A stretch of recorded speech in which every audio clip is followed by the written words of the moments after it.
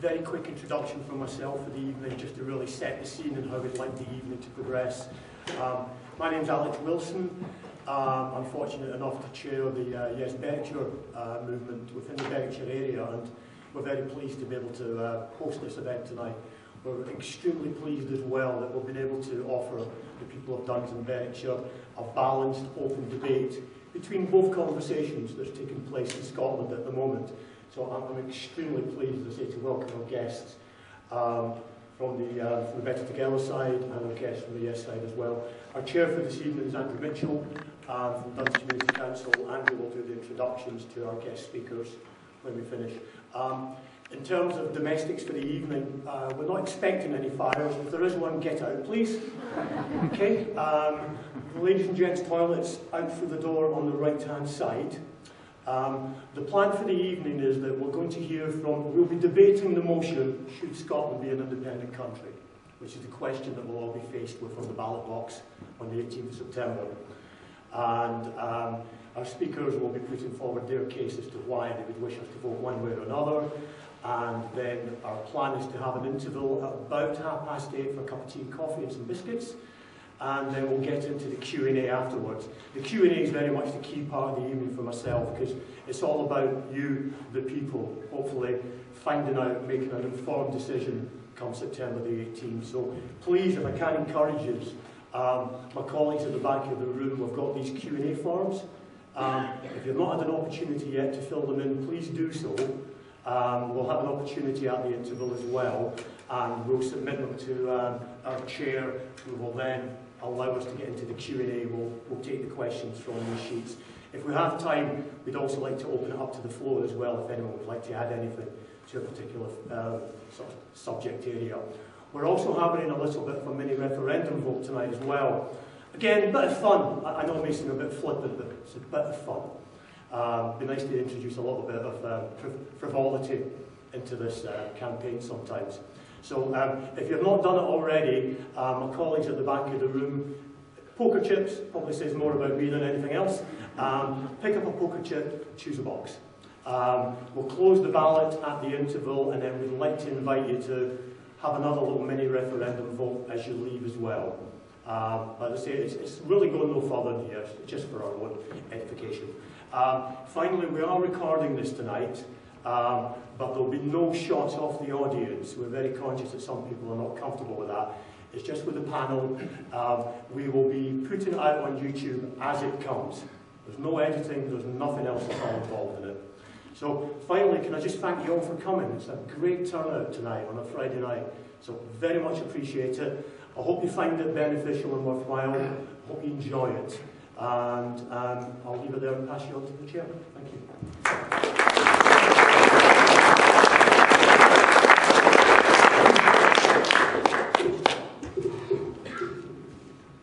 Thank you very much, Alex.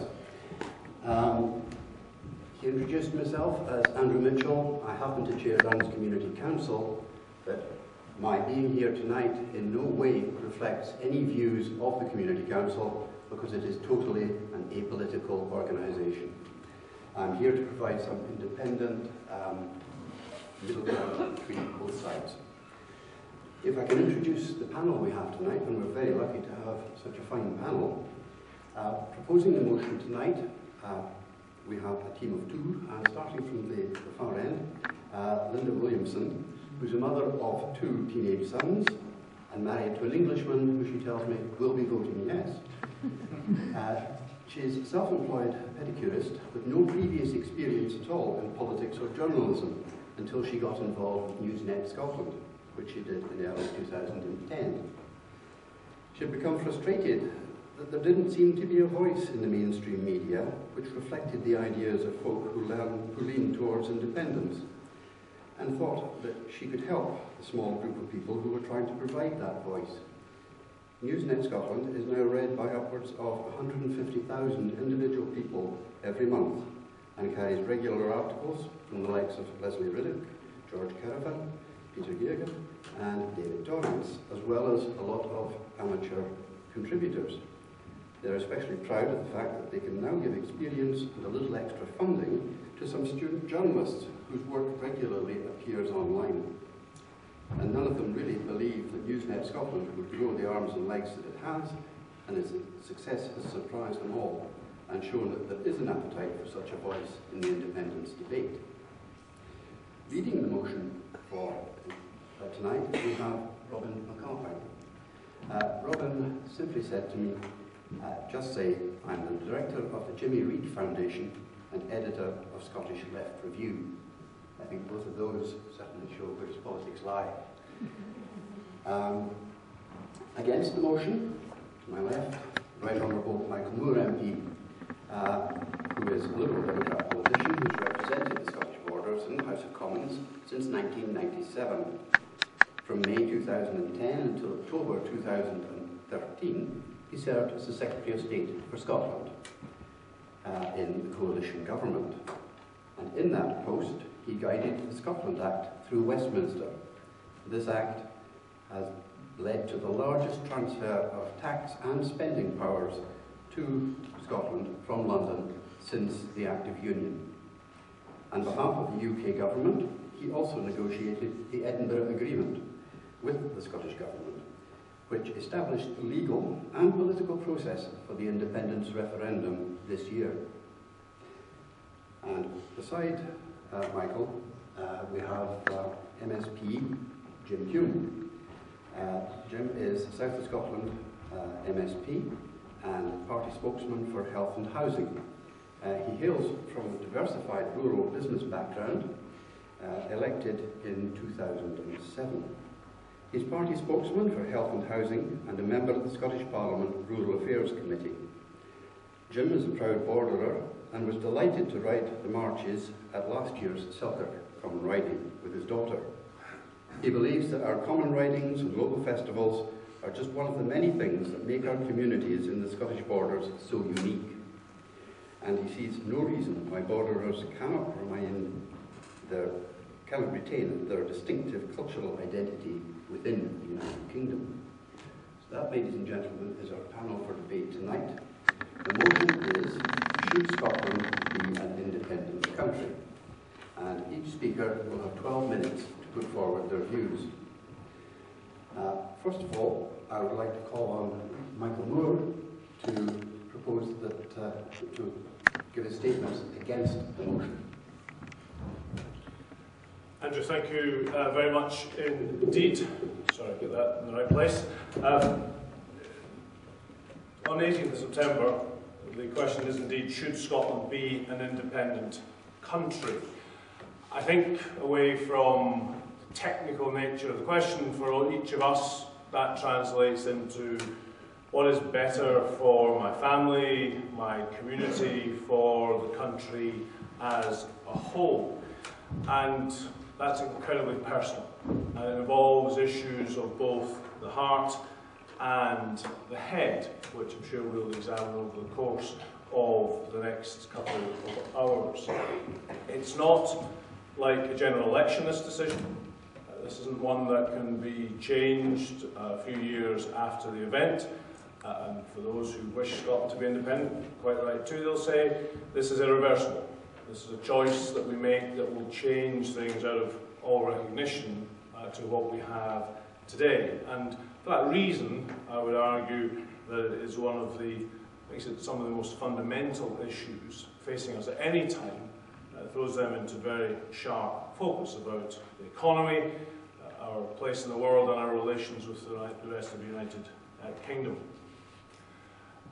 For all of us, I think it starts with our identity, and for many people here, I'm sure they'll have a complicated background like I have too, although many more complicated backgrounds. I happen to be born in Northern Ireland, but I've lived in Scotland, brought up in Scotland, lived here most of my life, and most of it here in this beautiful part of the world. I'm proud to be a borderer, I'm proud to be Scottish, but I'm also proud to be British. I think that in this part of the country, we probably know more about identity than most, some of it forged by centuries of conflict and tussles with our neighbours just a few miles from here. But to this day, All our families, our businesses, our ways of life are very closely meshed together. And what's true for us is, I would argue, true for the country as a whole. Across these islands, 450,000 people or thereabouts from elsewhere in the United Kingdom live here in Scotland, and 800,000 people who regard themselves as Scottish live elsewhere in the UK. We are, to that extent, a family of nations. We have very distinctive histories. We have very clear differences in defining moments, whether it's Bannockburn or Agincourt. But in more recent times, there have been the shared sacrifices at Dunkirk or the Somme. In literature, culture, and in sport, it all comes together through Burns or Shakespeare, as well as the BBC. The Commonwealth Games will celebrate in Glasgow in a few weeks' time, and the Olympics. We are, seems to me, very well suited to working and living together in terms of our cultural background. But each person's take on their identity and where they're from and what that means to them influences the way we want to look at the world and the way we want to shape it. That really depends on your outlook on life, and for me as a Liberal, I want decisions to be taken as close to the people affected as makes sense.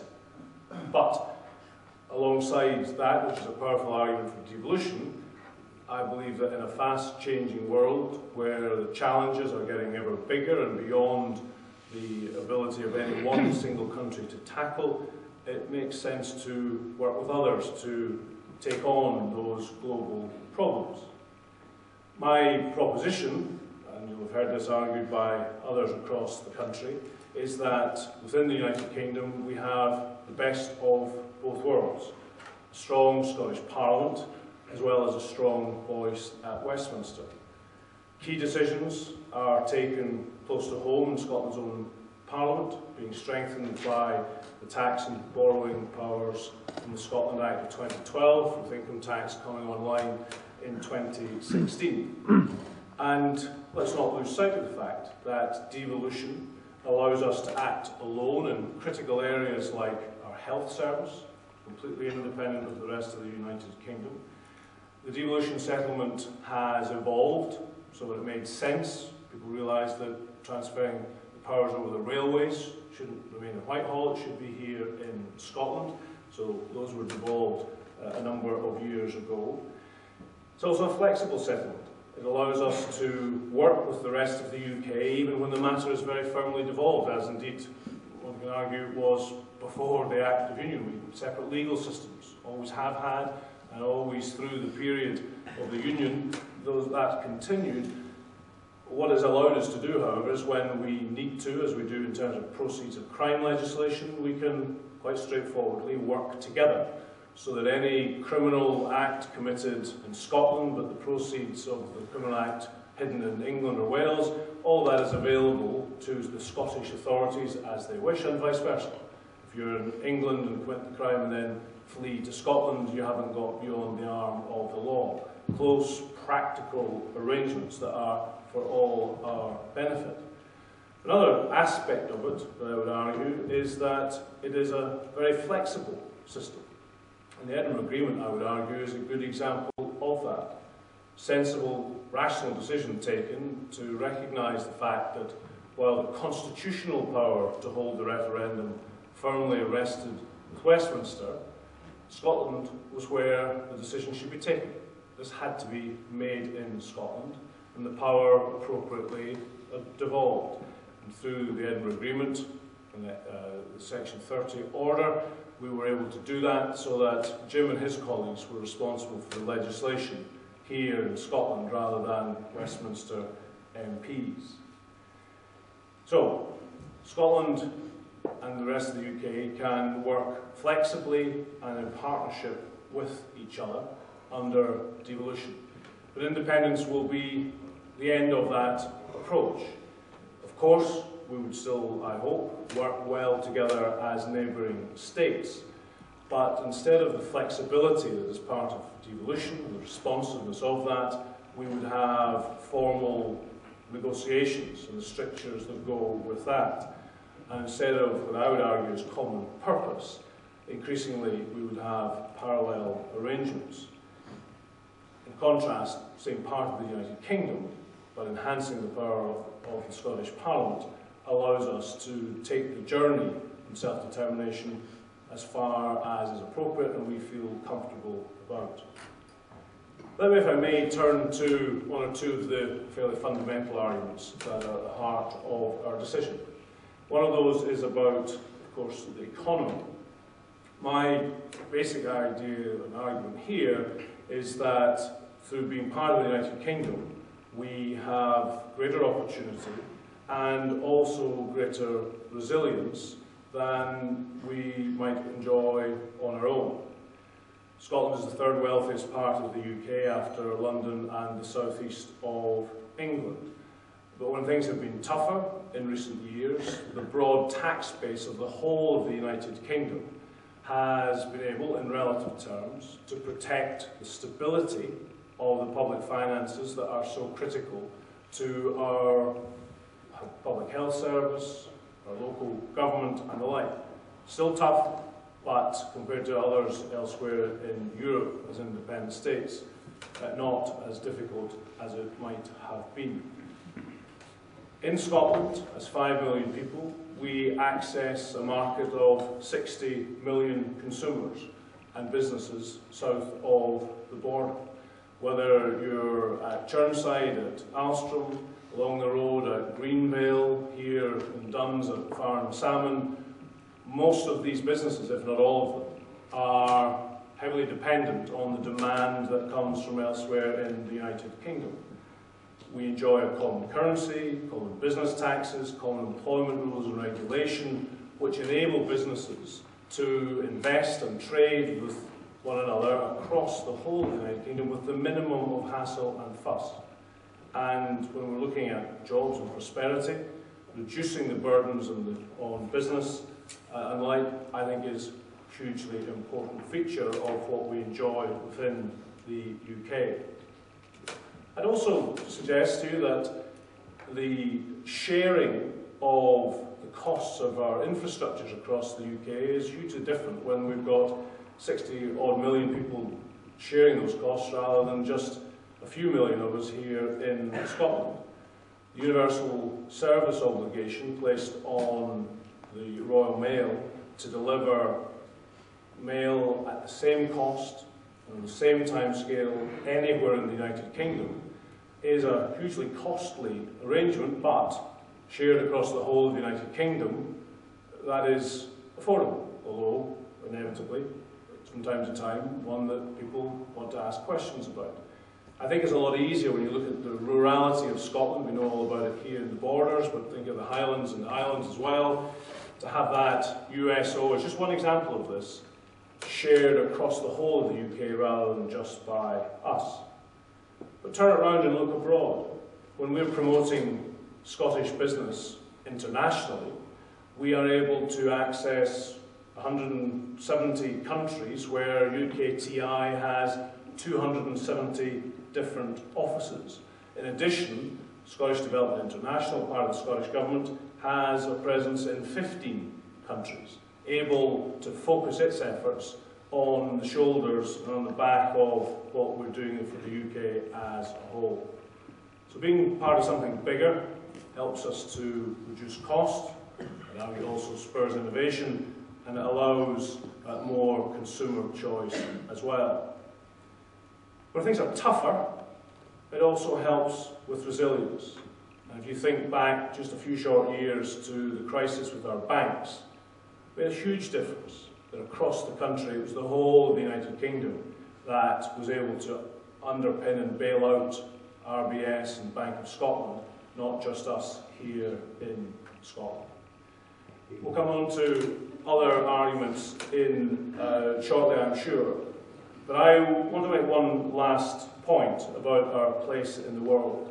I think it matters to us to be part of the UK and to promote ourselves as widely, as broadly as we do. But as part of the UK, we're also at the top table in the European Union, in the G7, and in NATO. We're the permanent members on the United Nations Security Council. I think that helps us in Scotland with our place in an ever more challenging world. Thank you very much. Thank you.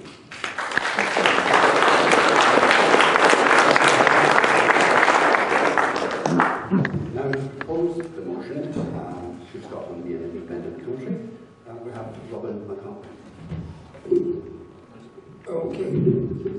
Right, well, can I start by suggesting that democracy is very much like a dog. If you want it to behave, you need to keep a close eye on it. Westminster's far too far away, we can't keep an eye on it, and it's misbehaving. That fundamentally is why I think we need to bring democracy home. The closer the decisions are made to you, the more you can make sure those decisions reflect what you want. Now that applies to every part of our lives, from Westminster or Holyrood, right down to the need in Scotland to create proper local democracy so that communities can really make their own decisions in this country. But it's Westminster that we're talking about just now. And what we are suggesting is that we want to get a vote to take the powers away from Westminster and to have them ourselves. Why? Well, let's have a look, because one of the things which I'm not really particularly interested in is talking about the Constitution. It's not really what I'm here to talk about. What I'm here to talk about is how we make Scotland better, where we start and what we do. So let's have a little reality check, just in case any of you think that Britain's a good place to live. Let me just run you through it. Britain, if you're a working person, Britain is the second lowest waged economy among all the advanced economies in the world. We work the third longest hours of the 28 countries in Europe, and we have the lowest amount of holidays of any country in Europe.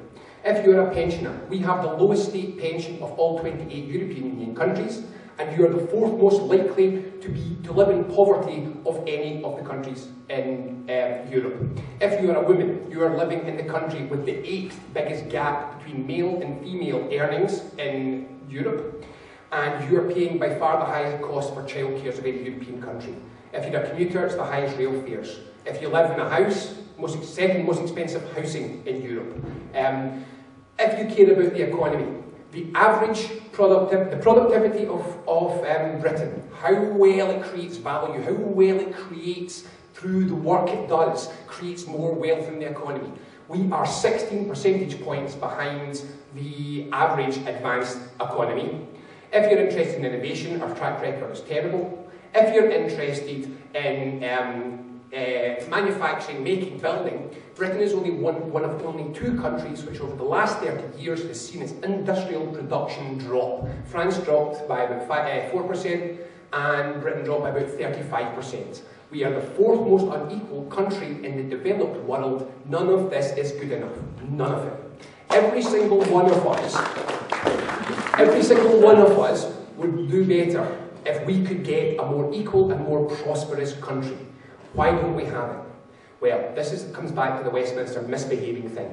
It's away in a corner. We don't get any influence over it. We can vote once every 5 years and that's it. The rest of the time, it's a closed shop. Too far away and there's nothing that we can do. It works for corporations and it works for the powerful and the wealthy because they do have access to Westminster because that's where they live. So they get access to that. The idea that the UK has got common business taxes will be quite a shock if you're an independent business owner, because there's a very good chance that you're sitting next to a multinational corporation of some description who isn't paying business tax. They pay 0, because they write the business taxes in this country. So Google, if you're a Google, you're a supermarket or whatever, you don't have to pay tax because you probably wrote the tax bill. Why? Because we couldn't keep an eye on it because they did it down there. All of these things come from one philosophy, one practice that Westminster is very good at, and that's looking after your own. They do look after their own. As you probably saw quite recently, everybody in this country has been suffering after the recession because of the austerity, because of all the economic problems we've had, unless you're super rich, who have seen the biggest jump in their income of anybody at any time in recent history. It has been a fabulous recession for the rich because they're down controlling and managing the Parliament for their interests. Now, what this does, the way that they work, the way that Westminster does its business, it's all about conflict. It's this crazy idea that if you put 2 people in a room, whichever one comes out alive must be the better one. The other one, waste of time, forget about it, it doesn't matter. And if you just keep doing that, just keep putting people in a room and getting them to claw each other's eyes out, whoever wins, if you keep backing the winner over and over again, eventually you'll arrive at the perfect society. That's the way that they've done it. That's the way they've allowed the bigger supermarkets to close down the high streets. It's the way they've allowed the big property developers to close down small. I mean, have you ever tried, do you know anyone who's tried to get a plot of land as an individual, just a person, an ordinary punter, who wants to go and build themselves a house in Scotland and Britain? It's virtually impossible. We just did it, and it was incredibly difficult. We still don't have electricity a year in, because the big guys own the land. If you wanted to save your money in a bank that wasn't going to bring down the economy, how would you do that in Britain? What choice would you have? What chance would you have? The truth is that the way that Westminster works, this idea that let whoever's the bigger bully keep bullying and bullying and bullying until they get bigger and bigger and bigger, it doesn't make things better. This is not a charter which helps ordinary people get a better life. What this is a charter for bullies and psychos. And that's why we have so much dominant industry doing such terrible things in this country, thinking that it's okay to stay here and employ our people who've been educated at our taxes, but not to pay any taxes back. That's what we've got to. What this does is it creates low wages. Now that's the real problem we've got. Second lowest paid economy in the developed world. Only 1 in 5 working people in Scotland earn between £25,000 and £35,000. 3 out of 5 working Scots earn less than £25,000, half earn less than £21,000, and if you earn £14,000, you are still better off than a third of the population. This matters to everybody, and it matters very much. Because if you look at what our problems are the inability to invest. We can't invest in public services and infrastructure, austerity. It's also terrible, we've got to cut. Well, we wanted to show that that's not true. And what we did was, we took the Scottish tax model, the paper's available on our website, which is refoundation.org.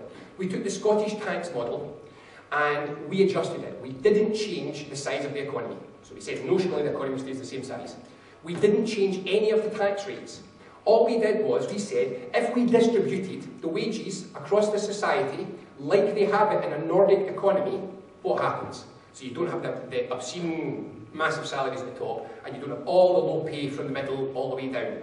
A flatter and more equal pay structure. We ran the tax model again, without touching tax rates, it generates £4 billion of additional income. So that's the deficit sorted, and that's austerity sorted. All we've got to do is stop running the economy for corporations and start running the economy for all of us. There isn't really time now to talk an awful lot about how we do that. Very roughly, what we've got to do is stop speculating and remember that in the House of Commons in Westminster, very few people know this, but there's a man called the Remembrancer. A fabulous name, the Remembrancer. The Remembrancer sits behind the Speaker in the House of Commons. His job is to remind the Speaker not to do anything that interferes with the interests of the City of London. The City of London, the financial centre of London, is allowed to appoint somebody who sits permanently behind our government to make sure that they don't do anything stupid. But that's not right. That's not the kind of economy, and that's not the kind of society that we want. So what we've got to do is create an economy which is not about speculation and not about chancing and not about all the things that are happening just now, property speculation, financial speculation, and retail speculation, which is closing down high streets. We need to make things, we need to do things, and we need to start to rely on our skills. That is the key thing. We have to start building a skilled Scotland, and we don't have that just now. Now, people often say, yeah, no, but nowadays in the modern world, can you really do anything about that? Can you really do much to change things around? Well, in a couple of minutes that I've got left, let me give you a couple of suggestions, a couple of ideas about things that we could do and Westminster would never let us do. You happy with your energy company? We're the only country in Europe that does not own its national grid. In Scotland, 2 private multinational corporations own the entire electricity sector. They run it for profit and they design it for profit for them. That is how things operate up here.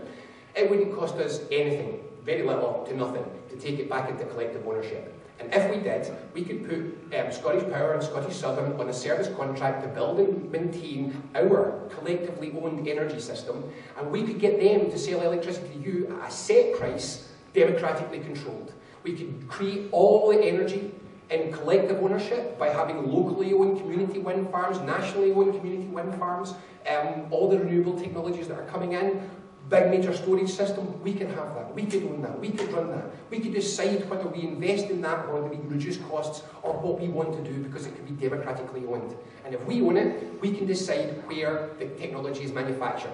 Currently, rich landowners get turbines put in their land by multi-million pound international corporations who buy cheap equipment in China and bring it over here. So the landowner does great, the multinational corporation does great, and the Chinese manufacturer does great. What do we get?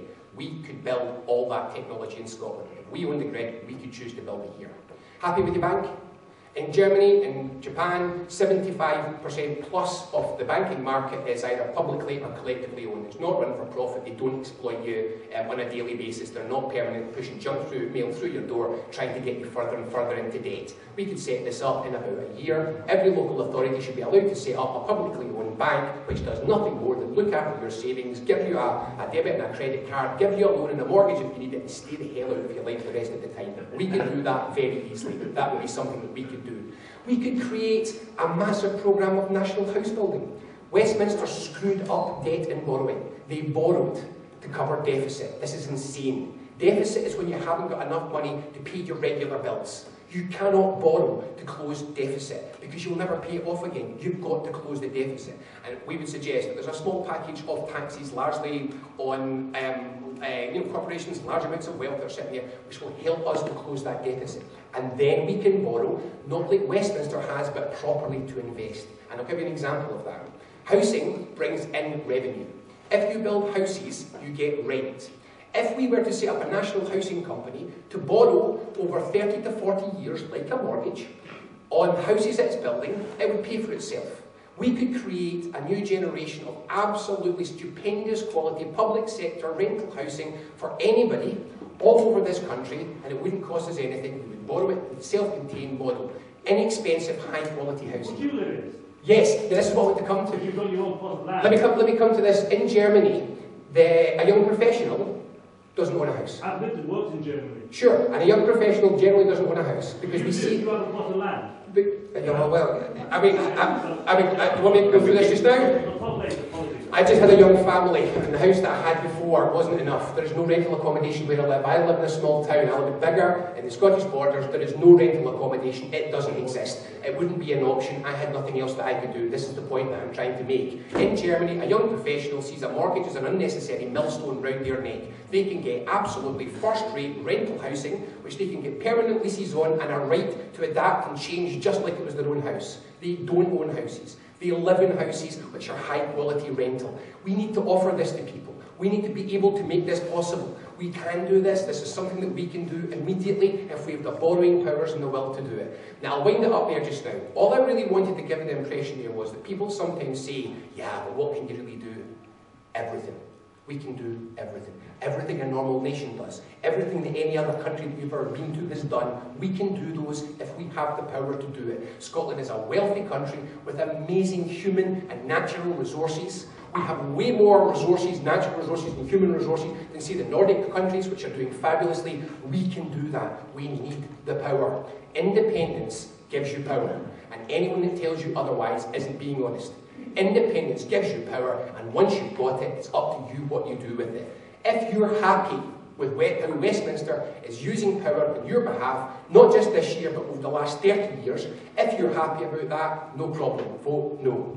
If you think it can be done better than that, if you think that we can do it better than that, vote yes. I'm convinced we can do it better than that. I'm convinced that the will for change is in Scotland. I'm convinced that we have everything that we need to do it. We just have to stand up and say, now's the time. We've been having our affairs run for us for long enough. It's not worked out. We're not living in the country we should be living in. We can be. Let's get on with it. Take the powers back. Vote yes, and let's change the country. Thank you.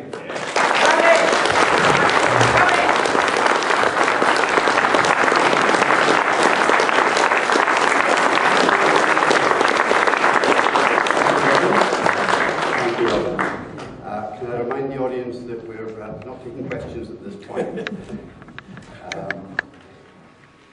Can I now ask Jim Hume, please, to respond to that? Yeah, surely no problem at all. You seem to have cleared the house there, Robin, so a few folk have walked out already. I sit in the Scottish Parliament. I don't sit up at Westminster.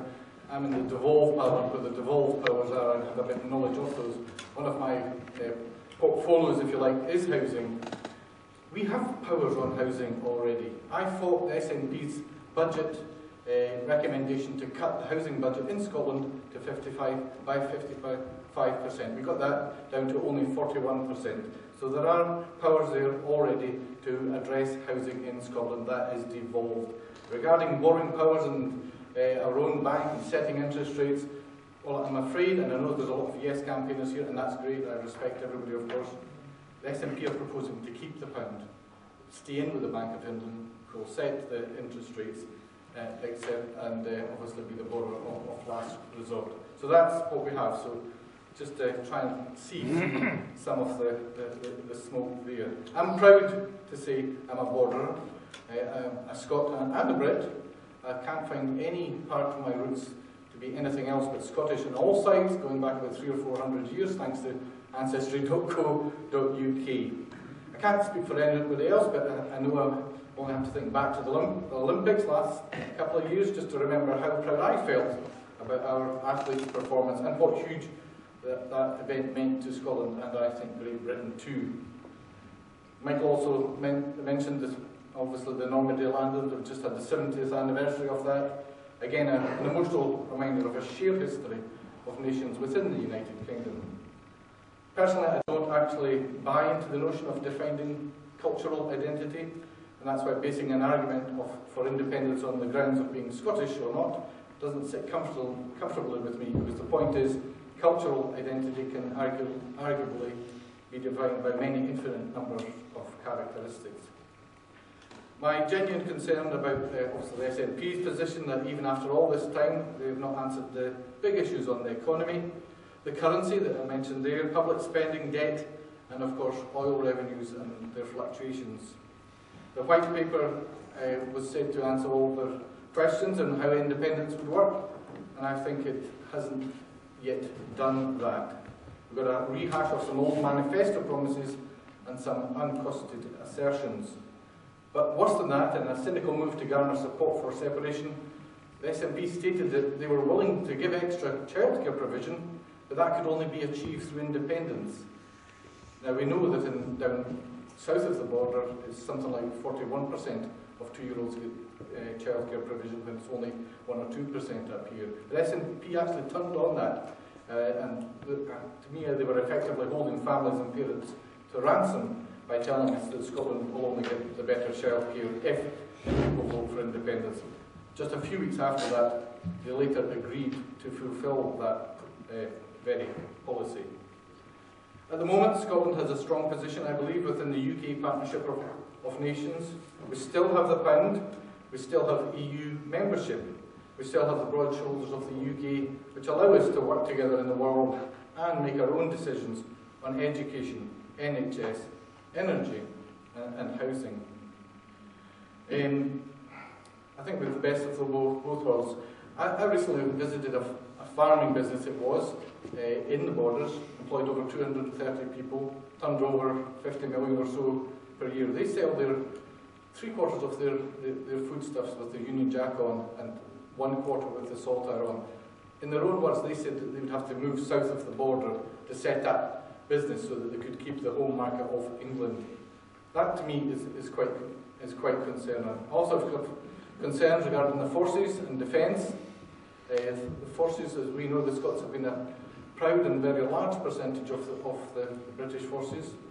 And regarding defence, well, we have 2 aircraft carriers being assembled at the moment in Rosyth, employing many people, and we've never, ever in the history of the UK had a UK battleship built out with Scotland, out with the UK, I should say. Voters, I think, deserve clarity on all of these issues if they're to make an informed choice later this year. Just as we have to make the detailed case for remaining as part of the UK, then I think it's up to us to also make the case for staying in the UK. I think what's absolutely critical is this debate moves forward. Campaigners on both sides of the debate owe it to everyone to put forward positive and clear arguments. So what about if there is a no vote? A failure to present any alternative vision, I think, to separation would be a failure to talk about more powers for the Scottish Parliament. But it would also represent a huge disservice to the Scottish people. I think this is crucial. At the moment we have SNP and the Greens, of course, saying that it's independence or bust, and I don't think that's the case. We as Liberal Democrats have been leading the way in setting out how the Scottish Parliament could have more powers, and since then there's been a growing consensus, even from the Conservatives and Labour, that this is the right way forward. So I think it's right we should be offering voters a real alternative to independence, more powers, but still within the safety of the UK. So we want a system of government which allows for the expression of different identities within one system, but combines with the additional influence and strength which comes from cooperation and common purpose. We argue for a distribution of powers among the nations of the United Kingdom for joint action where that's necessary and effective, and for parliaments and assemblies across the UK to have substantial democratic choice and opportunity, combined with the responsibility that comes from significant financial powers. This is a federalist approach which would give a massive transfer of financial and constitutional power, and it is gathering support from a wide range of bodies and thinkers. Under our plans, Scotland would be allowed to thrive with fiscal responsibility and authority, but that settlement can only be stable if it forms part of a move to a more true federal United Kingdom. Now that might be a discussion around independence, I think has actually given us a real opportunity to achieve more powers for Scotland, but retaining the benefit and the safety of staying in the UK. So thank you.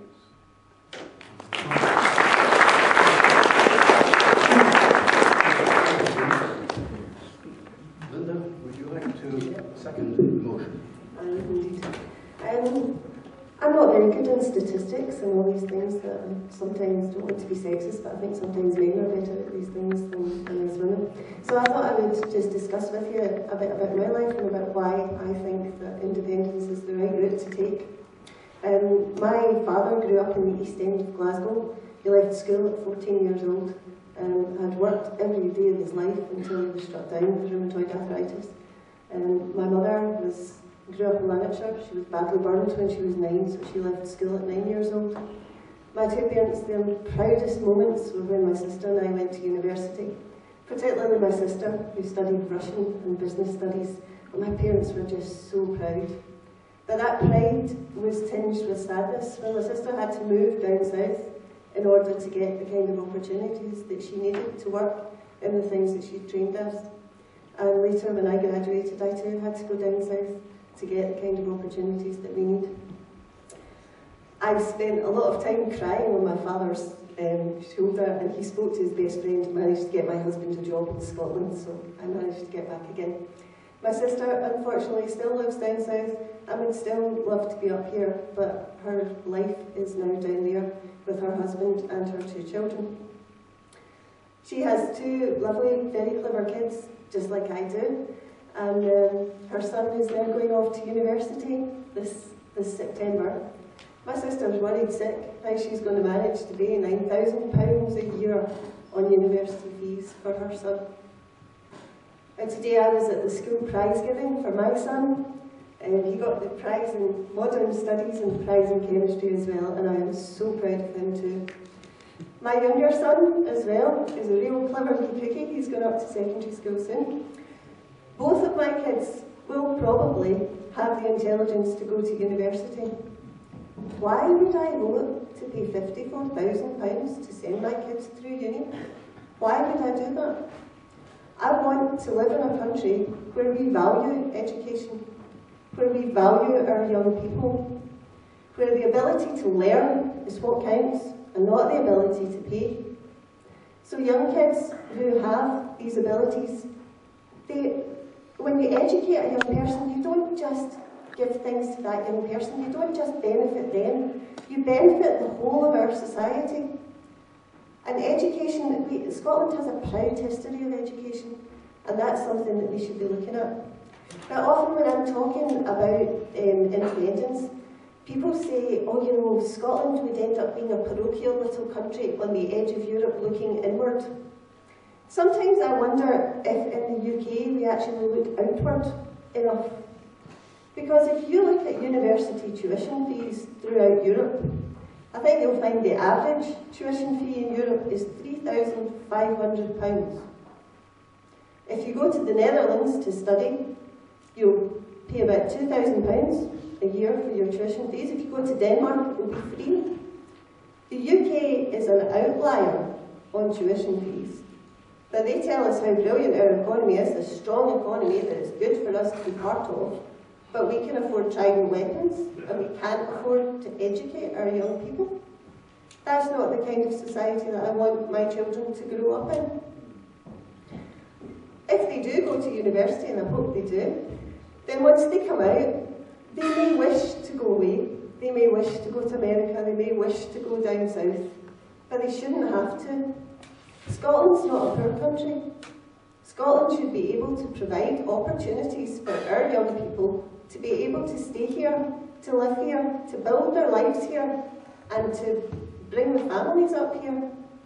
And while that's good for them, it's good for all of our society. I think grandparents are just an amazing thing in children's lives. Grandparents, they have such patience with kids, and they give such a lot to children. And I don't mean that grandparents should be constantly looking after kids, but I really think it is good for both the kids and for the grandparents for there to be a relationship there, and not just to be the granny that comes down to see you at Christmas, or maybe in the summer holidays, like my mother unfortunately has to do with my sister's children. So while my kids might decide they want to leave, I don't want them to have to leave. I want them to have the opportunity to stay in this country. Because another of the things that we're told about this country is that we can't possibly have independence because we have an ageing population. And our ageing population is ageing faster than any of the other nations of the United Kingdom. They tell me that. They don't tell me why. I wonder, is it because a fair percentage of our talented young people have to go elsewhere? But while they're telling me that, they don't tell me what they're going to do about it. They don't tell me how they're going to fix it.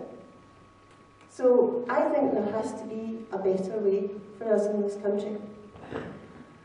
And I also, while I want to live in this country that values education, that values our young people, and provides opportunity for our young people, I also want to live in a caring society.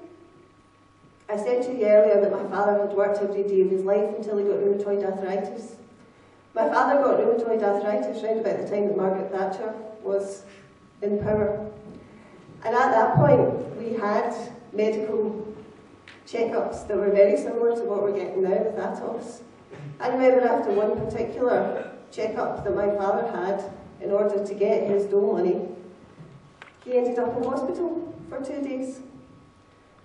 We hadn't seen that. Things had been better for people who were sick, but when you look at the direction that we're going in the UK now, and the way we are demonising the poor people in this country, the way we are demonising the sick in this country, that's not the kind of society that I want my kids to grow up in. It's not the society I want to grow up in. I think we have to be and I also want a democratic society. I want Scotland to get the government it votes for. I mean, nothing against the Tories, but we didn't vote for them. We didn't vote to have the bedroom tax. We didn't vote to have these cuts in welfare. And I would like to see a democratic country where we get the government that we vote for. I also want to see a country that's free of nuclear weapons. I don't know an awful lot about defence, I have to say. But when I look at the world today, and I look at the things that maybe frighten me a wee bit, I'm kind of looking at germ warfare, I'm looking at chemical warfare, I'm looking at cyber attacks, and I'm wondering what good a nuclear sub is going to do against that. Should we maybe be dragging ourselves up into present day and not posturing with a nuclear sub? And that's what it is, it's posturing on the world stage. And we can't afford it. I live in Eastern Berkshire. There's quite a well-to-do area in Eastern Berkshire called Mulgai. Joe Swinson is our MP. A month ago we opened a food bank in Mulgai, but we can afford Trident? I don't think we can. I really don't think we can. So, if we get independence, I'm not saying that everything is going to be hunky-dory. I'm not saying that everything's going to be wonderful. Jim was saying we need clarity, we need facts, we need to know what we're going into. We're not going to get it. Nobody's going to be able to tell us for certain what's going to happen if we get independence, just like nobody's going to be able to tell us for certain what will happen if we don't. So I'm looking at probabilities. I'm looking at the society that I want to see, the society that I would like my children to grow up in. And I'm looking at where the best chance is of getting something approaching that society. And I look at the UK, I look at UKIP, I look at bankers, I look at what we are doing to the sick and the poor people in the UK, and I don't see it happening anytime soon. I think the chances of getting something approaching the kind of decent society that I want are best with independence, and that's why I'll be voting yes.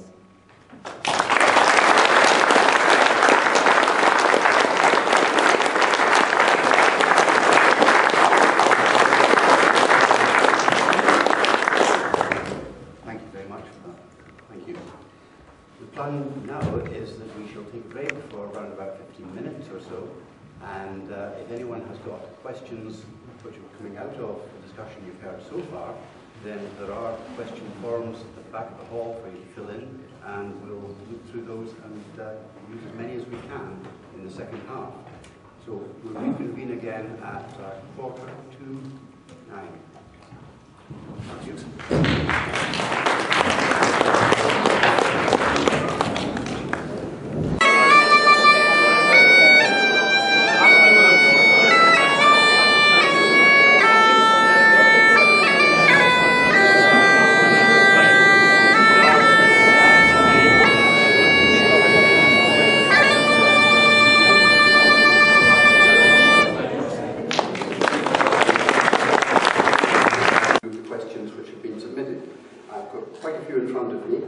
So we'll try and keep the answers snappy to these, and we'll try and get through as many as possible. First question I have here. How would you describe the change people of Berwickshire would experience 10 years from now if Scotland becomes independent? And I think we'll add to that, if Scotland does not become independent. Jim, could I ask you to start with this one? Which one do you want me to answer? Well, what changes do you think we will see in 10 years' time if Scotland votes the way you want it to? Well, if it voted the way I wanted to vote, I would like to see some devolution come back to this area. We've lost quite a lot of control centrally in the last few years to the Borders area. Now, I used to sit on Scottish Enterprise Borders, that was a local development agency. 7 years ago that was taken away so that only Glasgow could make decisions in Scotland regarding Scottish Enterprise Fund. Highlands and Islands, of course, they have their own funds. I would like to see economic development come back to this area and the budget that there was with that. I'd also like to, I also sat on Lothian Borders Police Board when I was a councillor for about a year or two. That also has disappeared, and the accountability has gone to Glasgow. That's not devolution, that's centralisation. We've seen centralisation in the last few years. We've seen Duns Court earmarked for closure. We've seen Peoples earmarked for closure. And at the moment we have a consultation about closing Jedburgh and Selkirk to have a central hub in Galashiels Justice Centre. I don't think that's local democracy. So I personally, if we vote to stay in United Kingdom, which I hope we do, want to see more devolution, not independence, but devolution, where we can have local decision making at a very local level. That's my reason to enter. Thanks. Linda, would you like to give your views on where Berwickshire would be in 10 years? Well, in 10 years' time, I would like to see certainly an increase in small and medium enterprises. Rural economies are built on small and medium enterprise. I think if Scotland manages to get its own unique voice in the European Union, then we might be looking a bit more at rural development funding. At the moment, Ireland has got 2.2 billion euros of rural development funding over the next 6 years. Scotland's got 486 million. So I would hope that we would see a little bit more of rural development funding and that we would have thriving communities here. And one of the real things about thriving communities, which I'm passionate about and really want to see, is locally owned micro renewable energy that is there for the community and that is owned for the good of the community, and I would like to see that here. I think if we vote no, probably not look much different. Thank you.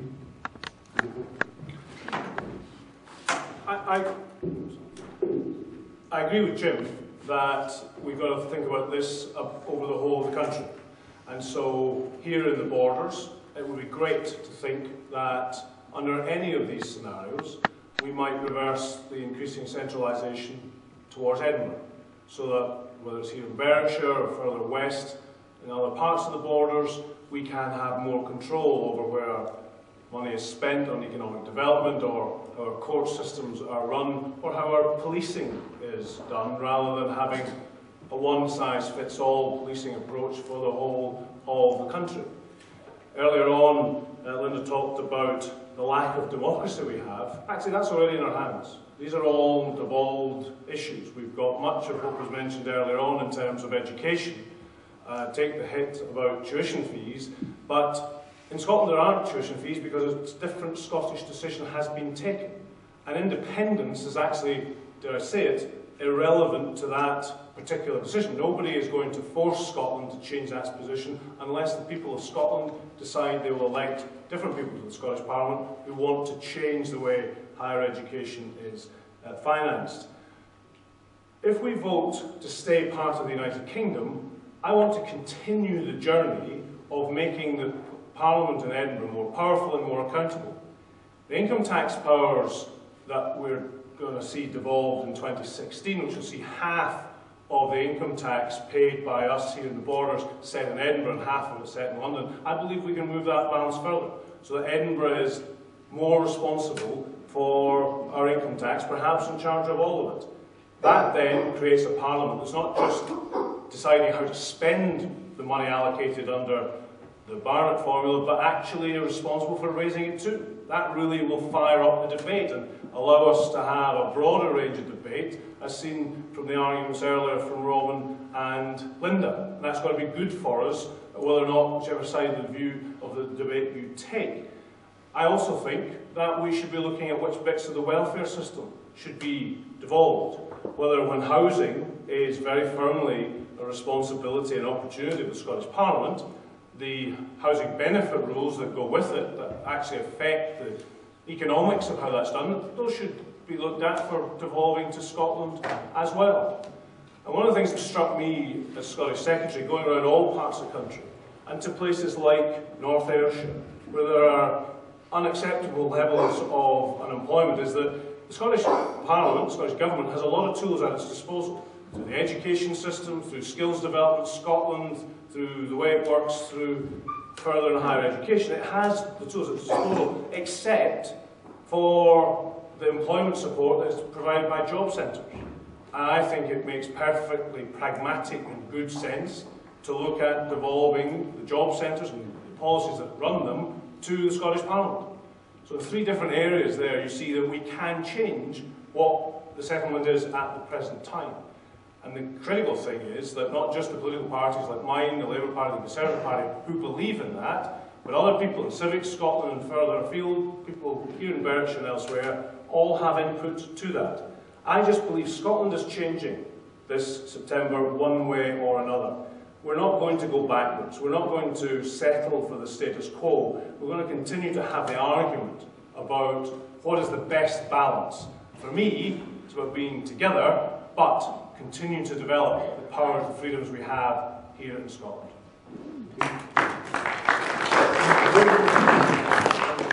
To those of us that support a yes vote, we're told that all we ever talk about is dry constitutional issues. The funny thing is, that's not what we've been talking about at all. We've all been talking about, for the last 2 years, we've been talking about jobs and housing. And it's not about powers, it's about what you do with them. And I've yet to hear a single thing which explains, if we vote no, what those powers will be used for or how anything will change. What happens if it's a yes vote?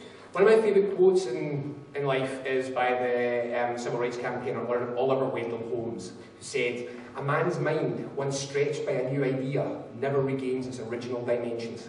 Scotland's mind has been stretched beyond belief by this campaign. We used to believe that Britain's normal. Hundreds of thousands of us now realise that Britain isn't normal. Britain's scraping along the league tables of almost odds, scraping on the bottom, following almost all the league tables about what it's like to be a citizen in the nation. We've looked now, for the first time, we've seen the documentaries about the Nordic countries, about how things work in, say, Germany or Austria or Holland or other countries. We say, why?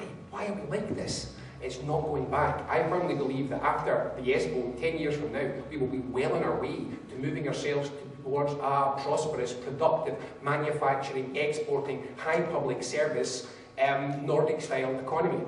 If we vote no, it's not very often that the person who bottles it is granted a booby prize by the side that they bottled it from.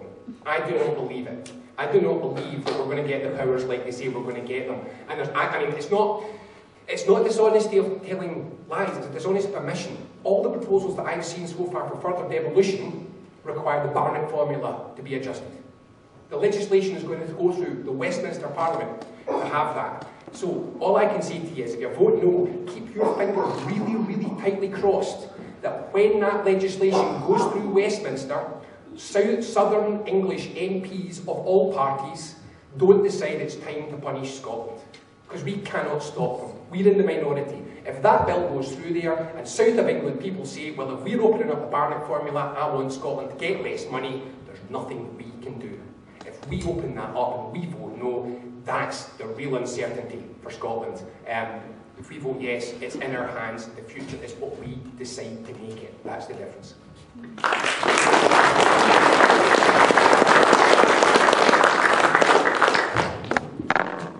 Given that the population of Scotland is ageing, what proposals do you have for attracting people to come and live and work here?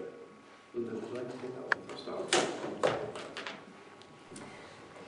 I think the proposals that we need is, like I said, opportunities. We have to deindustrialise Scotland, we have to invest in Scotland, we have to use our money here to build a strong, sustainable manufacturing economy so that we have jobs for people, so that we have opportunities for the kids to stay here. We also need to bring people in from outside. We need immigration. So one of the things that I really think we need to do is we need to reverse the Westminster government's decision not to allow students who have trained here, who've gone to our universities, who've made part of their life here, we have to allow them to stay here and work here.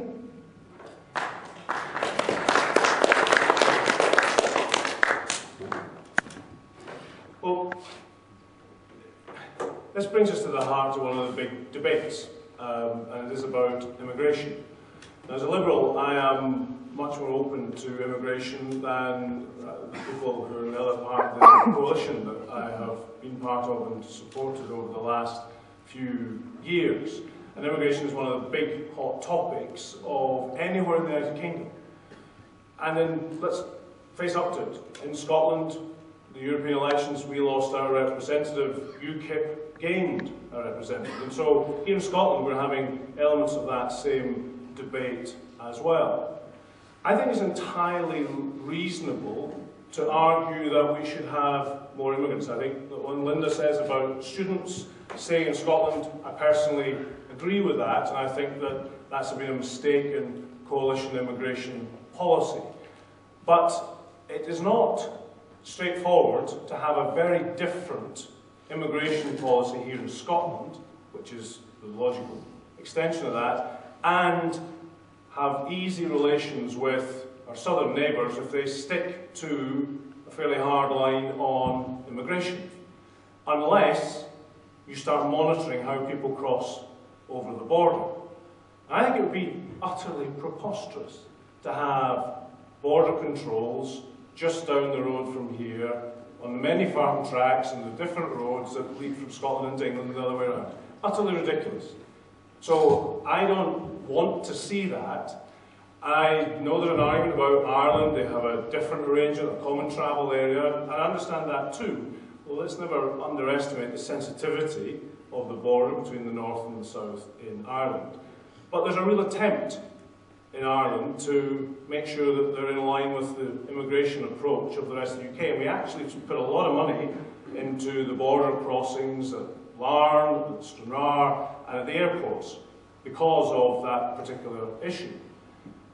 We've got free movement at the moment. We've got easy access. My judgment is we need to make the argument, a legitimate argument, for more immigration or less, but we should do that on a UK-wide scale, and that's where to win it. And yes, we can survive, we can thrive as an independent country if we want to be so.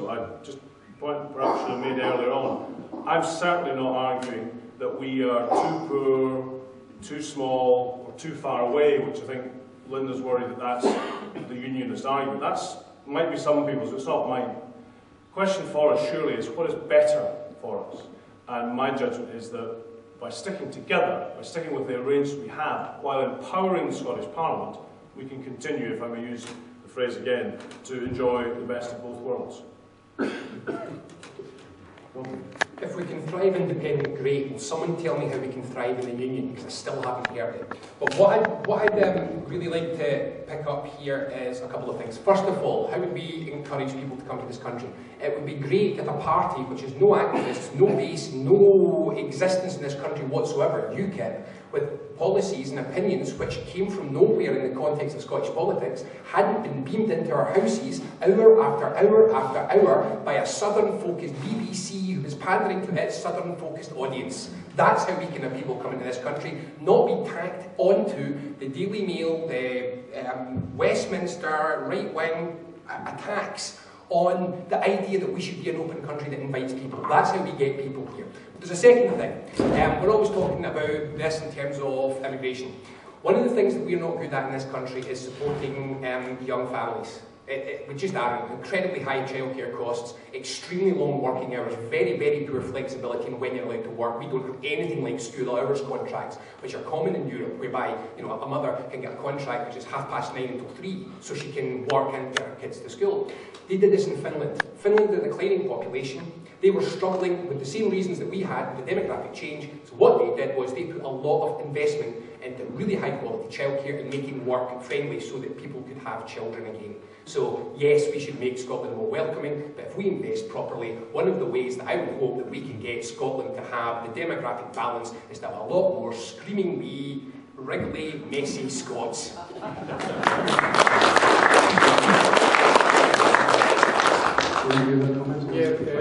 Thanks very much. Those who want the separation agenda, we used to talk about how wonderful Iceland and Ireland was. That's now moved across to the Nordic countries. We see this at the Parliamentary Chamber all the time, and how wonderful if we were like Scandinavian countries.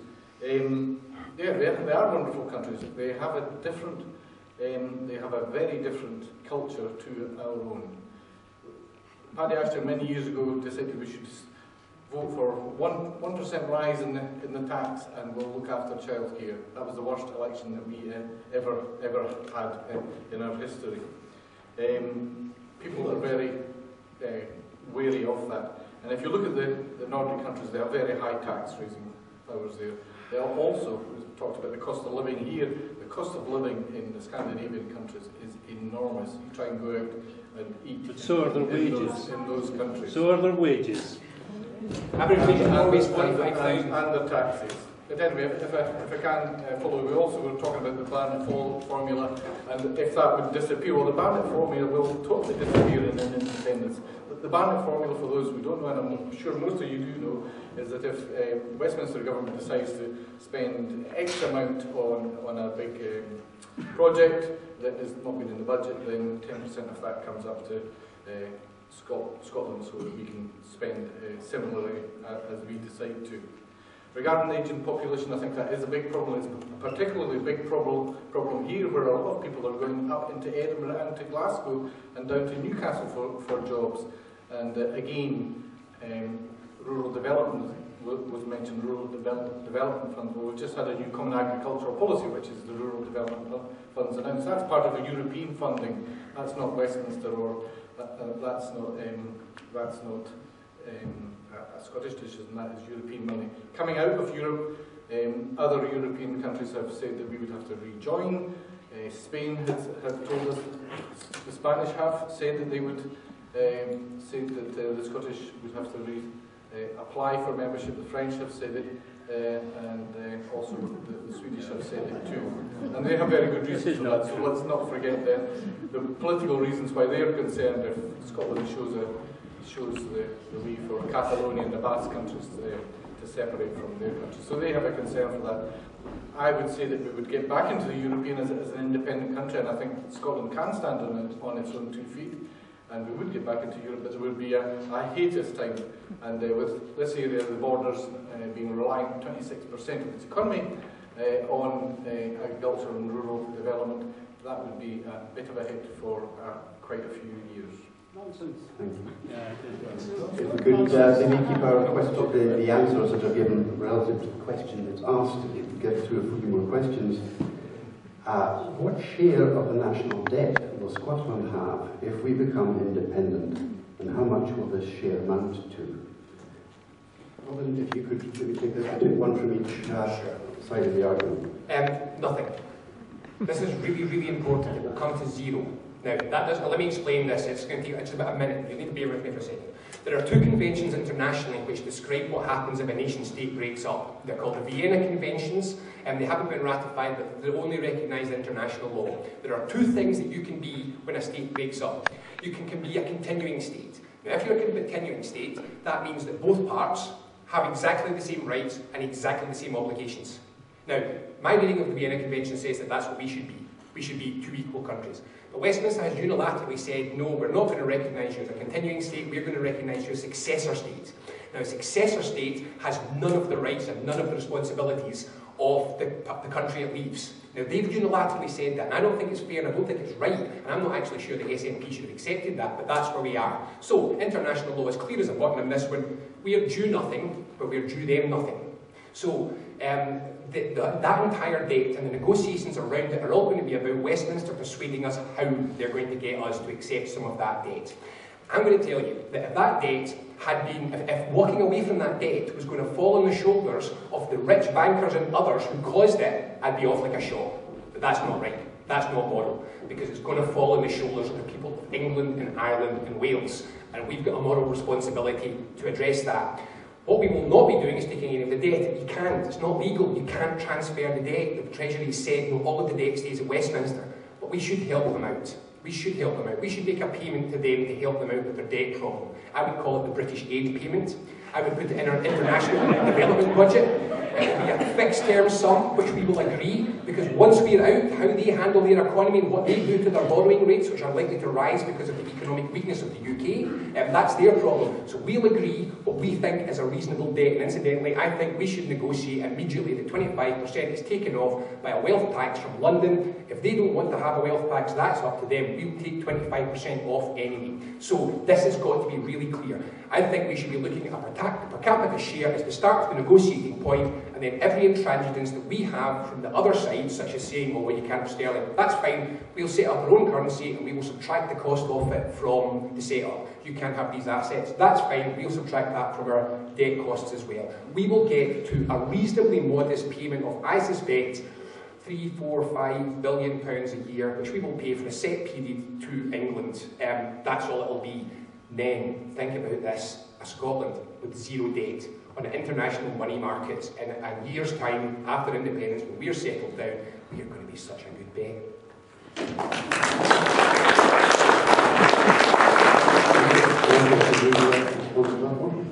Well, I agree with Robin that all of this has to be negotiated, but perhaps I start from a slightly different take in what will be regarded as a reasonable point for that. I think there has to be, if we are independent, a fair allocation of the assets and the liabilities. And yes, it's going to be a pretty tough set of negotiations.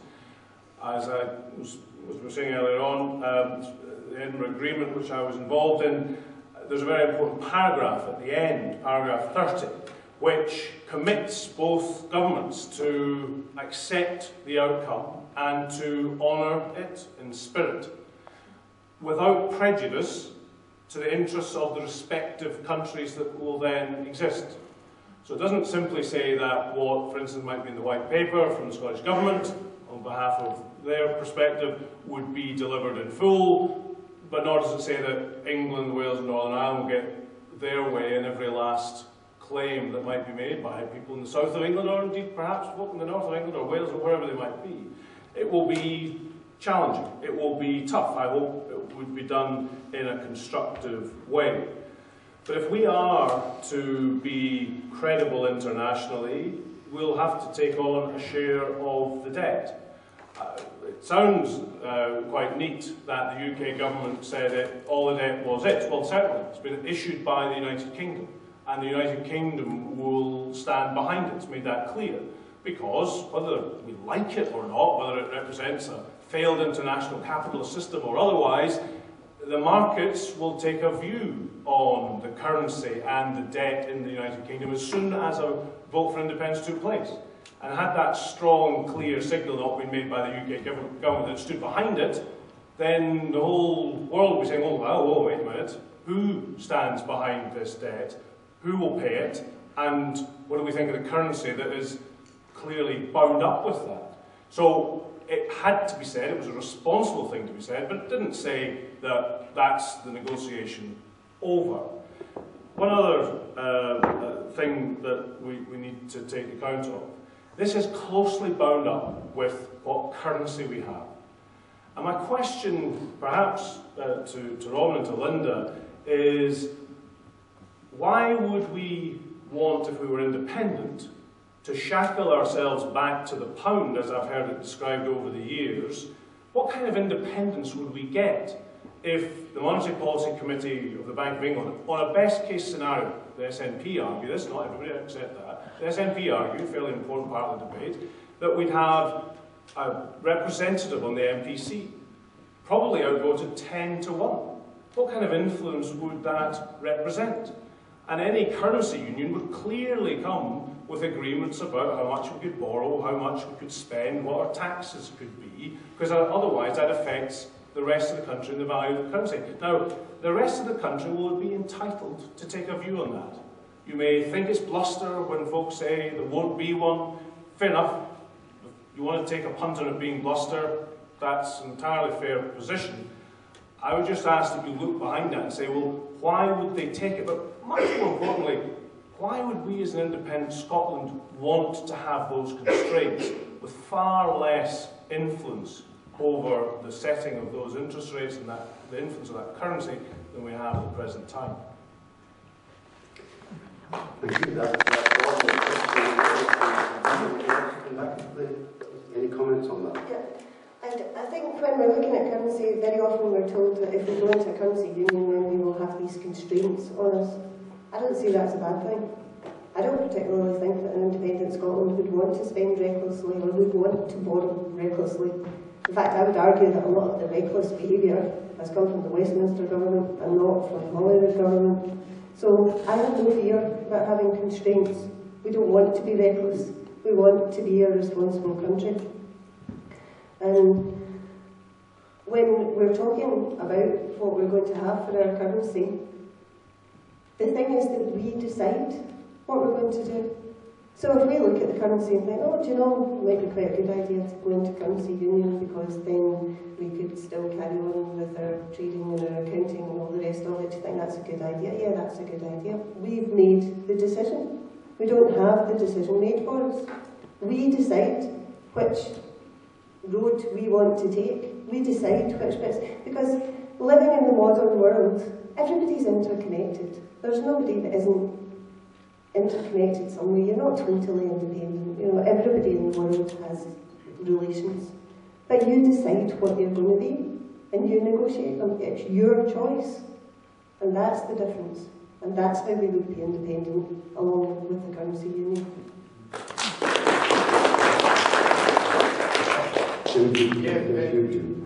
Just to finish that off fairly briefly. I mean, we talked earlier about bailing out the banks. I'm not interested in which did happen. And now the bailing out of the Royal Bank of Scotland was about 15 times the turnover of Scotland in 1 year. Now, I'm not worried about bankers, but if those banks that went down, every small and medium-sized business, I think, would have went down with them. Everyone. every small and medium-sized business in Scotland would have gone down. Many, okay, I'll appreciate that point, but there's very many of them who would have went down because they're all linked in with bankings, as we know. Now you just have to start adding the facts and the numbers up and down. Robin said it would only cost about 3 or 5 billion a year that we'd only have to pay to Westminster for the debts. That's a large percentage also. The budget of the Scottish Parliament is around about £34 billion at the moment, so taking 5 billion out of that every year is a large chunk. Oh, nonsense, man. We're already paying the debt. That was dishonest. We're already paying that debt as the UK. We're still paying it from our taxes. That's currently reserved to the Westminster. We would get all the money back, which is currently being paid there. I didn't interrupt yourself. I'm telling you the facts. Thank you very much. We've also heard from the white paper that they put £3.5 billion away from year one into an oil revenue. That doesn't make sense either, because that's 10% of the budget going away. You can't spend and save at the same time. Excuse me, will you take some comments from the audience? Yes, I will. I would actually like to say that Scotland can use the pound unilaterally in Westminster. And what is thrown back at is the bank of last resort. Look at the mess that we are in with the bank of last resort. There is nothing coming out of Westminster to govern the banks, to change the regulations on the bankers, and we will continue to be in poverty, thousands of children in poverty, and look at the mess we are in with the bank of last resort. I believe that Scotland and Scotland's people can make decisions for themselves and will make their own decision as far as their own currency is concerned.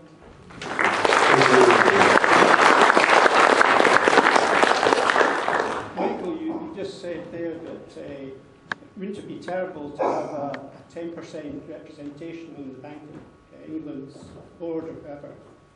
But you realise that between the Houses of Commons and Lords, Scotland only has about a 4% representation.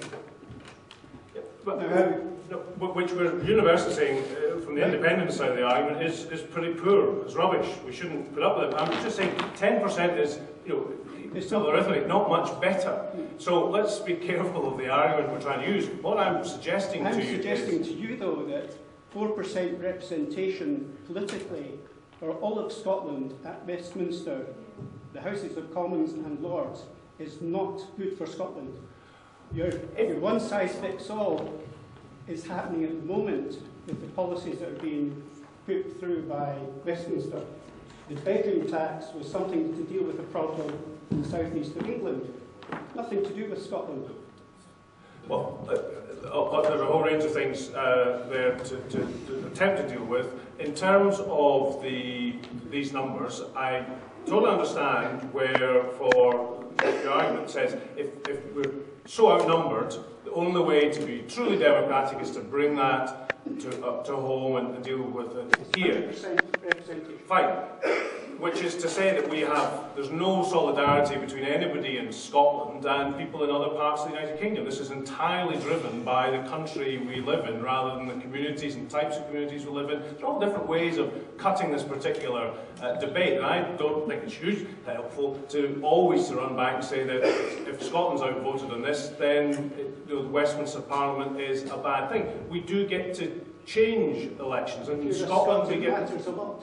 Sorry? If you're a Scot, if you're outvoted so often that it impacts your society. If you're a Scot who wants independence, I get it. Or social democracy. Or social democracy, or socialist, or anybody who, a whole range of opinions. But Billy Connolly made the point not that long ago that he's not voting, he's going to be in Australia, we shouldn't bother asking him what his... But he said, I'm from Glasgow, I came from the docks, I have more in common with Liverpool dockyard workers than I have with Highland lairds or anybody else.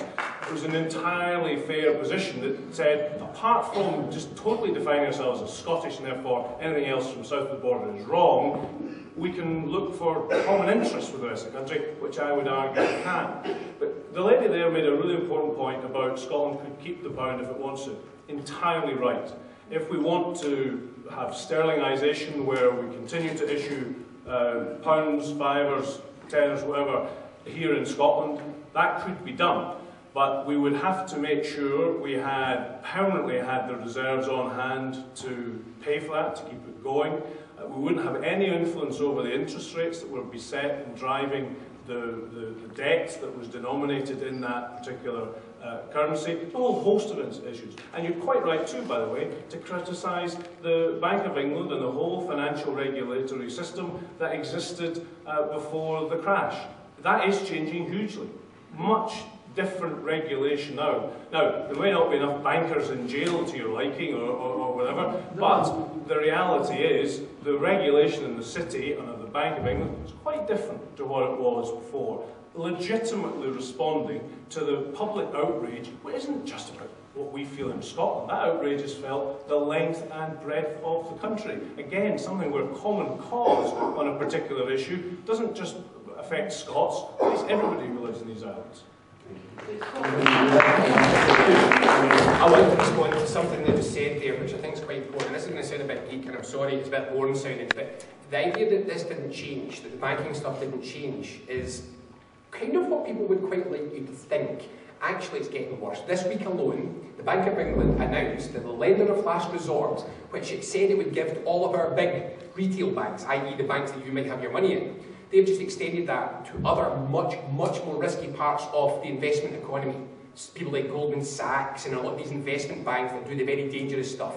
Now, the reason they've done that is because right now the financial sector in the UK is still at extreme peril. All of the bad debt that was in those banks, almost all of the bad debt that was in those banks in 2008 is still there. None of the banks dumped unvaluable assets. They've been propping them up with something called quantitative easing, where we print the money and give it to them, and they keep putting it in their banks so that international lenders don't panic at the fact that their liquidity is so bad. Now, we put a paper out this week in which we said, okay, the UK is the second most indebted country in the entire developed world. It's got a financial services sector which is way out of proportion of the economy of anywhere else in the world. 700% of our GDP is the current liabilities and assets, which is held by our banks. We are in real danger from a financial sector which is still out of control and actually getting worse. And this is something we don't talk about. We pointed out there's about 7 simple, straightforward triggers that will bring another financial crisis onto Britain if we don't see serious reform, proper firewalls, proper breaking up of banks, and above all, I want to come on about lender of last resort. Incidentally, I'm just going to say, just for diversity, I don't want to be in sterling. Sterling, there's no good currency, there's no perfect currency option for Scotland, and that includes staying in sterling. Sterling is not a brilliant currency if you want to develop a manufacturing base, and sterling is not a brilliant currency if you want genuine safety. So you know we've just been through a euro crisis, right? Terrible crisis in the euro. What happened to the value of the euro to the pound in that terrible crisis? It rose. We're in a sterling crisis, so don't kid yourselves on that the world says, oh, Britain, it's in great shape, everything will be fine. I don't favour sterling, I don't think it's good. I think probably I favour jumping to a Scottish currency pegged 1-to-1 for the pound. So it's exactly valued at the pound at independence.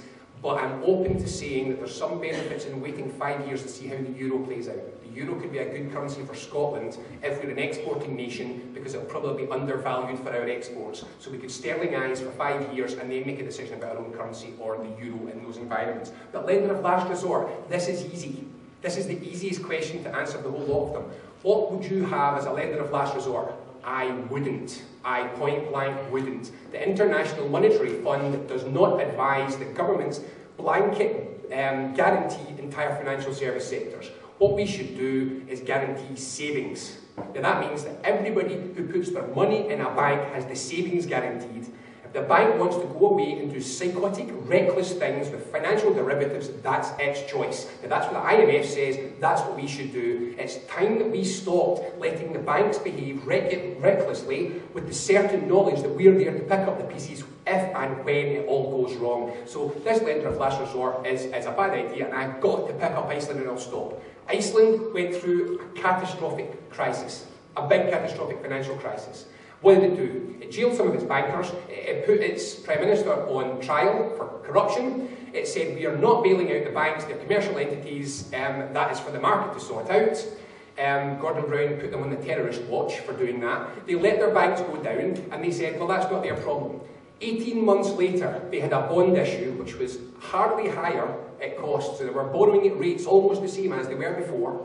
They were oversubscribed in the bond, and their economy is now growing at 3 times the size that ours is. Ireland is still a wealthier country per capita than Britain is. So let's be clear about this. All this scary stuff about financial services is, oh, you know, you've got to be the size of an elephant, otherwise you can't deal with it. Well, you just have to have the courage the size of an elephant to deal with it. You just got to look it in the eyes and say, you've been bullying us for long enough. We are not backing every single crazy thing that you do up with our entire national wealth and resources. We will back our savings, and we want a banking sector that behaves responsibly, and if it doesn't behave responsibly, then that's not in our play. That's the kind of country that I want to live in. I'm sick of Britain and its financial services sector.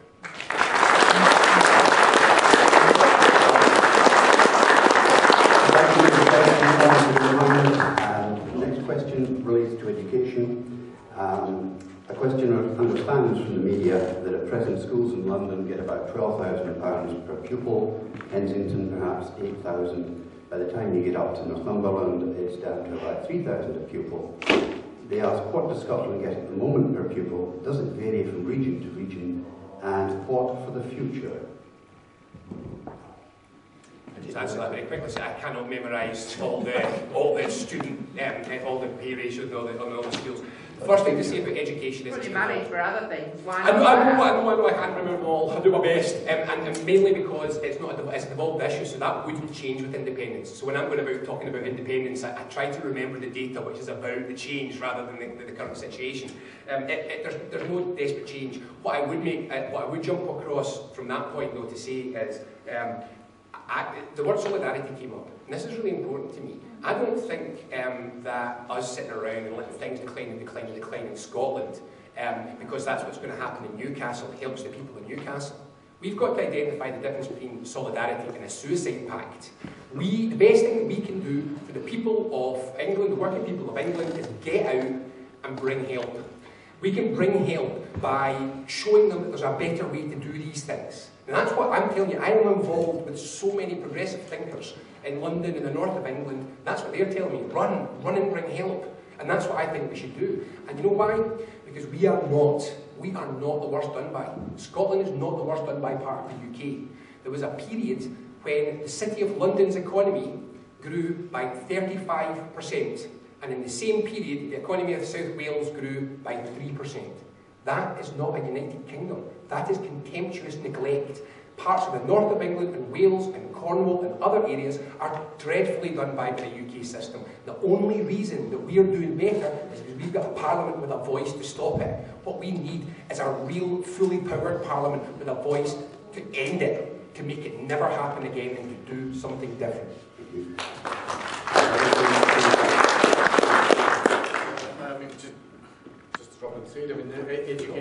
Education is totally devolved at the moment. I don't think our education is in a serious situation at the moment. I think we've seen tuition fees in Scotland stay. That's what people wanted in Scotland. It was actually the Lib Dems, as part of the Labour coalition, that brought that in, and the SNP government have continued that. So, as I say, education is devolved already. Thank you. From where will the money to finance the promises of free school meals and extra childcare come from? Very quickly on the economics of childcare. The person who did the economics in this was a good friend of mine called Ailsa Mackay, who was an economist at Glasgow Caledonian University, who tragically died of cancer this year. It greatly pains me, but she did the work for the Scottish Government on this. And it's fairly straightforward. It's induced growth. Childcare does certain things. It enables people to get back into the work. It creates a large number of new jobs, particularly for young women who tend to be the people who are in childcare. And you get all the other knock-on effects of that. This will create economic growth. And the economic growth will create more wealth in the economy, which, if you have complete control over all of the taxes of your economy, means that you will get more tax receipts which help to pay for it. And she modelled this and showed how it would work. And that's why it's not true to say that people are saying you can only get childcare if you vote yes. No, we can only pay for childcare if we vote yes. we can expect, we can put it out, but we can't get the benefits from what you do with the childcare. And there's a startling figure which I absolutely adore, and I think this is really interesting. The gap in participation between women in the Norwegian economy and women in the Scottish economy, which is to say, all the extra women in Norway who work in comparison to Britain, where they don't, it's worth more to Norway than its oil wealth. It's a stunning statistic that. If we could get as many women into work, their wages would increase our economy by more than the value of oil wealth. And that gives you an idea of what labour market intervention does. If we can get people working in an economy that works, it creates taxes. And that's what we've got to start doing. I will own up though, see if childcare didn't completely pay for itself. And all economic projections and models are projections and models. They don't always happen. But even if we had a shortfall in how much it gained, I'd do it anyway. I'd pay for it anyway out of tax revenue. Because childcare, I think, is one of the most important policies for gender equality that we have in this country. But not just that, you have no idea what a good start it gives children if you can get really high quality childcare in there. So we can pay for it through induced growth, but even if there wasn't induced growth, it's something where I think we have to find the money anyway. In John, Do we hear the question? in John, where are these jobs coming from for the women? And for the, well, I mean, first of all, I don't know this exact part of the economy incredibly well. This is I'm from over Lanarkshire, but what I would suggest is in a rural economy there are all sorts of areas which, again, if you look at other places, much more smaller independent business in things such as food production and distribution. So again, in a lot of if you look at Nordic economies, the local school is largely getting product from the local economy, which involves, for example, local craft making of breads and foodstuffs. You have much more local shops, so you have much more local retail and much less large box out of town, which closes down the small businesses in the place. There would be childcare, and another thing that I would expect to see in places like this is much better social services, much more infrastructure, and that brings with it, again, a number of jobs. So these are the sorts of things that you can do to start to change the job profile of these areas. And I also think that this is not overnight, but over the next 10 to 20 years, what we also need to be looking at is a whole range of decentralised industry sectors. So for example, if you take something like design and micro-engineering, you can do that anywhere nowadays. You can have these sorts of high-tech design, architecture, all these sorts of jobs can be done easily. At the moment, I absolutely agree, I live in a rural area, and bluntly, Edinburgh doesn't pay enough attention to rural areas, is my view. Westminster pays even less. But no, they do centralise. I would like to see a large-scale policy of saying we should be stimulating that kind of business, that kind of decentered industries, which aren't position-reliant, and we should be encouraging much more of that into rural areas. A transport network that worked would be very helpful in that as well. But why hasn't that happened up to now? Sorry, can we let Michael have a word on this? Catch you afterwards. You'll be worried about this, but I want to agree with a reasonable amount of what Rob just said there about childcare. I think it's phenomenally important. I declare my interest. My daughter, who's just turned 5, has just been through the different preschool stages of nursery and everything else. I know in a very kind of comfortable, privileged setting that my family enjoy, just how much of a challenge it has been to provide the childcare, to get the flexibility that enables us to support our daughter through these really important early years. Absolutely critical. And across the whole UK and here in Scotland, we have to do an awful lot better about that.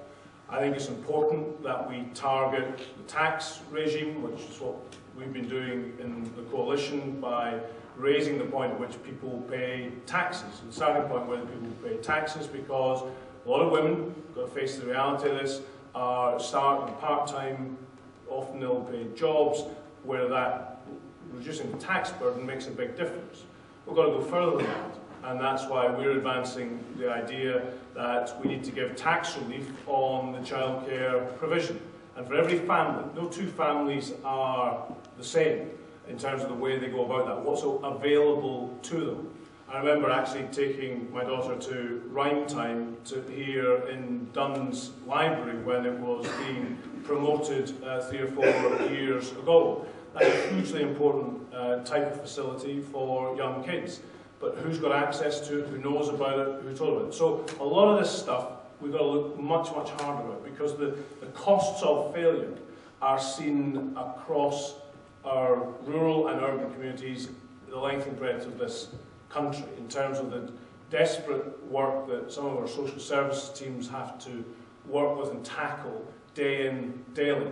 Now, I'll accept there are things that we need to do very different about the way we provide welfare support and tax at a UK level. But here at home in Scotland, we've got to look hard at how we provide that care as well, the resources we give to childcare support and to early years learning and the like. Childcare is devolved. We can do that now if we choose the priority. Right at the end, Robin said, frankly, the imputed economic growth may be the way of paying for this in the future. You can buy that argument or not, but certainly, his other point, perhaps the most valid, if we prioritise it enough, we can pay for it now. And that's surely a debate we should be having here in Scotland for a devolved Parliament as much as at Westminster for the whole country. So what are you going to cut then, pay for it? Because we've only got a small budget as it is, and it's not so far. So if we had all our money, it wouldn't be a problem. We have to, at every election and at every parliamentary cycle, make choices about what it is. But part of the reason, though, that I want to see Scotland's Parliament having more tax powers, so that when politicians want to come up with a proposal that will cost more money, they might then decide to put their hands up and say, that will cost you more tax. And then you, and everybody else in this hall and beyond, can decide whether that is what you want to do. I want that bit of improved public service, I'll pay more tax for it. Or if you don't, then politicians need to make these hard choices and say, have we invested our resources in the best ways across the whole of Scotland's public services? Do you think we have? I think we should cut out the middleman and do it ourselves. Perfectly legitimate point to make, but all I'm saying is, let's not hide behind the fact, or ignore the fact, that for 15 years we've had our own Parliament. These are choices, like on our health service, which we can make today. And in a couple of years' time, there'll be more tax powers, and then every politician in Scotland, in the Scottish Parliament, will have their bluff called. Why are you offering us it now? Well, as a Liberal Democrat, I've always argued for this. I haven't always... You're fighting for them to the other side, though, and they didn't want the third question, so why are they going to carry Okay, it out? we're changing the terms of the debate, if I may. What I argued right from the off, as soon as Alex Salmond won his historic election in 2011, and I've said that in his presence, and I've sat in his office where the map of Scotland has gone, the SNP's version of yellow. I've had to sit there and admire the map in his presence. And I respected the fact, as a Democrat, that he had won a majority. Nobody, including him, expected him to do that. But as part of that mandate, he had in his manifesto a commitment to hold a referendum. And I respected that fact immediately, as did others. There was no debate there about more powers. The mandate was for a referendum on independence, and rightly, we should focus on that. That's why most of these questions are about independence. My contention, my argument to you is that in September, if we vote no, things will still change. Well, there will be more powers, because I don't think anybody in this room will accept Scotland simply standing still. And that debate will rightly then focus on what those greater powers should be. Hello. I'd like to ask a question for Robert. You were saying about state spending and how this is the way to grow the economy, and regarding childcare. Now, my wife's actually involved in childcare, set up as a self-employed childminder. The thing is, like our many of our people involved as childminders, they don't pay an awful lot of tax, because if they only have maybe a couple of children, they're not going to make that much money overall. It's going to be a kind of part-time business in effect. So the problem is, it sounds like a lovely idea. I mean, I've got the paper here, saying £5,000 better off for the average family and so on. But the issue is, yes, you might have nurseries starting up, but they're all wanting that money from the government. And it's still going to cost £40 a day or £35 a day to pay for childcare, per child. And the childminder might only be paying £200 a month in tax. So it's not going to, you're not going to create a growing economy when potentially it's going to be costing you £800 to £1,000 per child per month, and you're only going to be getting £200 back if you start adding up the figures. And this is the scary thing. From the moment you started talking earlier on this evening, you keep saying that you're going to control, you want to control the earnings of the people of Scotland. You were saying you can raise taxes by the rich. Now I'm afraid history has shown us on so many occasions when you start to interfere to such a degree, and when you believe that state spending is the answer to everything, I'm afraid that the country collapses.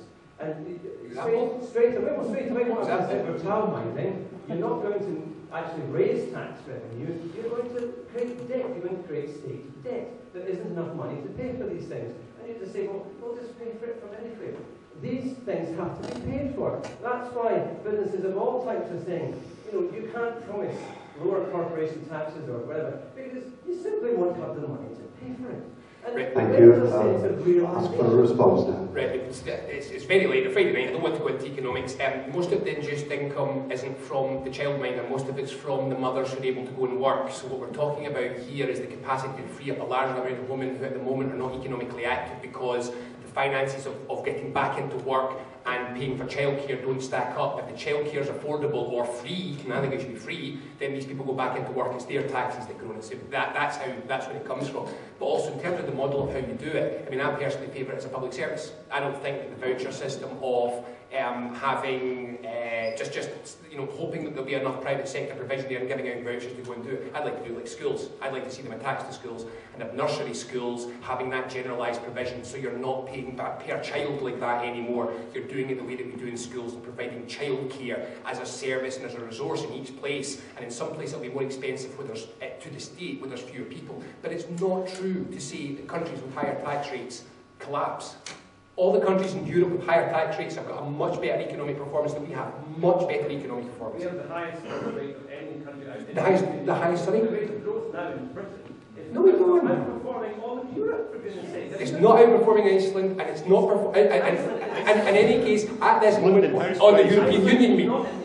Yeah, I know, but see all of that growth. See all of that growth. If you're going to be stand up and be strident, just make sure that you understand the structure of our economy. Almost all of that growth is the housing market, and a little bit of a bubble in financial services. We're actually seeing a decrease right now in manufacturing, and wages are still 8% below what they were 6 years ago. So let's just be absolutely clear. If you're going to stand up and say that the economy is robust, at least go through the economy and know exactly what it's like. I'm going to call a halt to this line at the moment. Thank you. From just a personal point of view, it's going to be really quick, I'm sorry.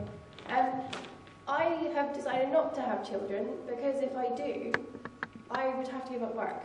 And at the moment, because it would cost more for me to go back to work than it would to stay at home and have the kids. I'm actually quite well paid, I'm incredibly lucky, and I love my job, and it would damage my career for the rest of my life.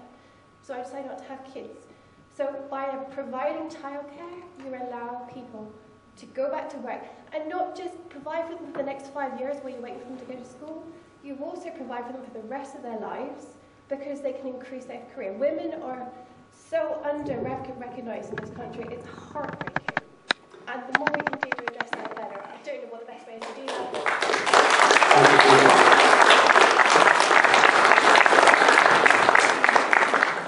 Ladies and gentlemen, I hope you have found tonight interesting, useful and informative. There is the chance to give your view on the debate. The boxes marked yes and no, and some chips are available at the back of the hall. If, when you leave, you would like to put a chip in the appropriate box, then that would be appreciated. Thank you very much. Could I thank our 4 panellists tonight, 2 of whom I know probably got another 2-hour drive to get home. Thank you all very much indeed for coming along. Maybe if I could read one small piece which really concerns what happens after the referendum debate. This was from the Jim Siller's statement on the death of Malcolm MacDonald. Recognise that you're dealing with opponents, not enemies, not with ogres, but with fellow human beings with whom you can disagree, but must do so without malice, and where the exercise of mutual respect is a civilized corrective to uncivilized abuse.